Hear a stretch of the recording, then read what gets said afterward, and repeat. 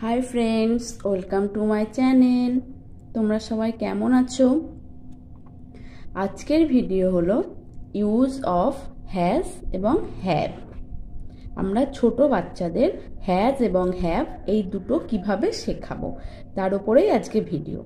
তো ভিডিও শুরু করার আগে বলি, যদি আমার ভিডিওগুলো তোমাদের ভালো লাগে তাহলে প্লিজ চ্যানেলটা সাবস্ক্রাইব করো, লাইক করো, কমেন্ট করো, শেয়ার করতে ভুলো না কিন্তু। আর আজকের ভিডিওতে আমি যে ওয়ার্কশিটগুলো পেছনে লাস্টে দেখাবো সেই ওয়ার্কশিটগুলোর পিডিএফ আমি সব ডেসক্রিপশন বক্সে দিয়ে দেব। তোমাদের যদি দরকার হয় তোমরা ওখান থেকে ডাউনলোড করিয়ে তারপরে ছোট বাচ্চাদের প্র্যাকটিস করাতে পারো। প্রথমেই বলি use of has have. Has আর হ্যাভ এর অর্থ হলো আছে, মানে আমাদের কাছে যে জিনিস আছে সেটা বোঝানোর জন্য আমরা হ্যাজ এবং হ্যাভ ব্যবহার করি।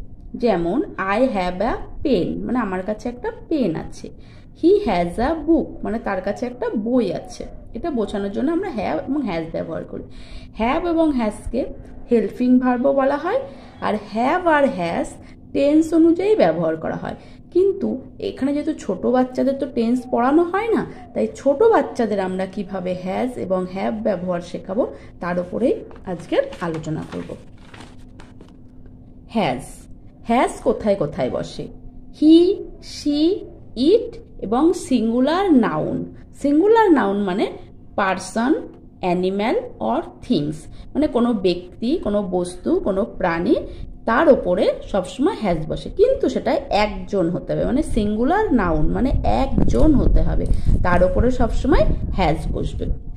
এখানে দেখো কটা example. He has a bicycle, she has a cycle, she has a book, it has wings, Ram has a car, the dog has long tail, a chair has 4 legs।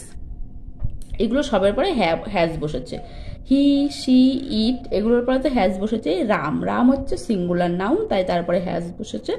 Dog, chair এগুলো সব singular noun, তাই তার উপরে সবসময় has বসে। এবার হচ্ছে have. Have car পরে বসে? আই, ইউ, উই, দে এবং প্লুরাল নাউন। প্লুরাল নাউন হচ্ছে পার্সন, অ্যানিম্যাল, থিংস। কোনো ব্যক্তি, বস্তু, কোনো প্রাণী ইত্যাদির নাম বোঝালেই সবসময় হ্যাভ বসে, কিন্তু সেটা প্লুরাল হতে হবে। প্লুরাল মানে একের থেকে বেশি হতে হবে, তাহলেই তারপরে সবসময় হ্যাভ বসবে। যদি একজন হয় তাহলে হ্যাজ বসবে, আর যদি একের থেকে বেশি হয় তখন হ্যাভ বসবে। এবার কতগুলো এক্সাম্পল দেখো। I have a book, you have 2 pens, we have, they have a house, we have a book, birds have wings, Ram and Shima has 2 dogs। এগুলো দেখো আই, ইউ, উই, দে এগুলো এরপরে তো সব হ্যাভ বসেই। বার্ডস মানে অনেকগুলো পাখি বোঝাচ্ছে, তাই তারপরে হ্যাভ বসেছে। রাম অ্যান্ড সীমা দুজনকে বোঝাচ্ছে, তাই এখানে হ্যাভ বসেছে। এইবার ছোট বাচ্চাদের তো এইভাবে টপিক নিয়ে আলোচনা করলে ওরা কিছু বোঝে না, ওদের বারবার প্র্যাকটিস করাতে হয়, সেই প্র্যাকটিসের মাধ্যমে ওরা বুঝতে পারে। সেই প্র্যাকটিস করানোর জন্য দেখো আমি প্রথম ওয়ার্কশিট তৈরি করেছি, এগুলো সব পিডিএফ আমি দিয়ে দেবো। প্রথমে আমি এখানে হি, শি, ইট এগুলো লিখেছি, এখানে হ্যাজ লিখেছি, এখানে একটা পেন্সিলের ছবি দিয়ে দিয়েছি। ওদের মেক সেন্টেন্স মানে সেন্টেন্স তৈরি করতে হবে।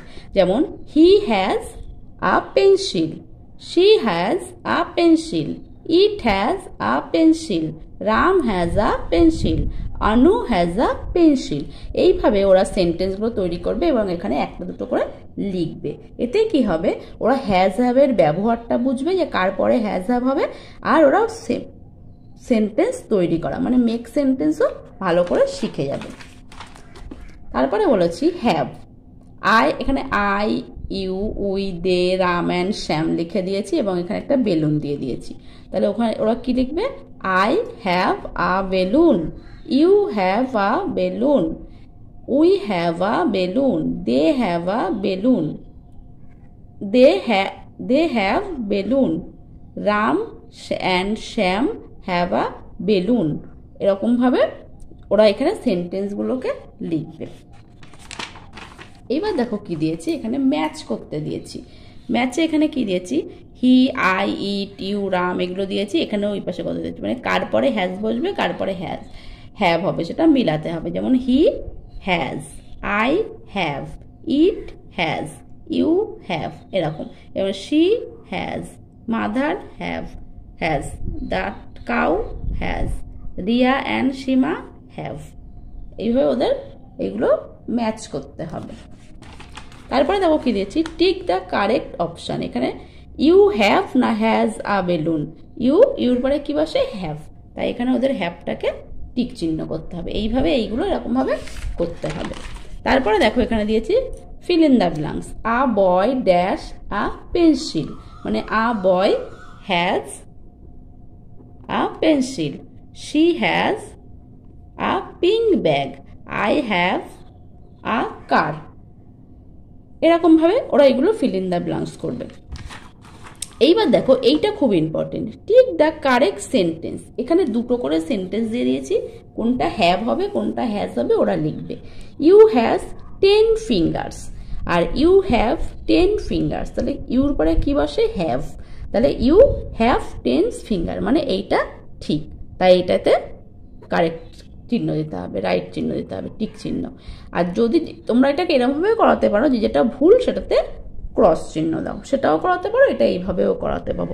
এইভাবে যদি বারবার ওদের প্র্যাকটিস করানো হয় তাহলে ওরা আর কখনোই ভুল হবে না হ্যাজ হ্যাভগুলো করতে। আর তোমাদের যদি আমার ভিডিওগুলো ভালো লাগে তাহলে প্লিজ চ্যানেলটা সাবস্ক্রাইব করো, লাইক করো, শেয়ার করো, কমেন্ট করতে ভুলো না কিন্তু। আর ডেসক্রিপশান বক্সে এর পিডিএফগুলো সব দেওয়া থাকবে, তোমরা চাইলে ওখান থেকে ডাউনলোড করে নিয়ে বাচ্চাদের প্র্যাকটিস করাতে পারো। Thank you.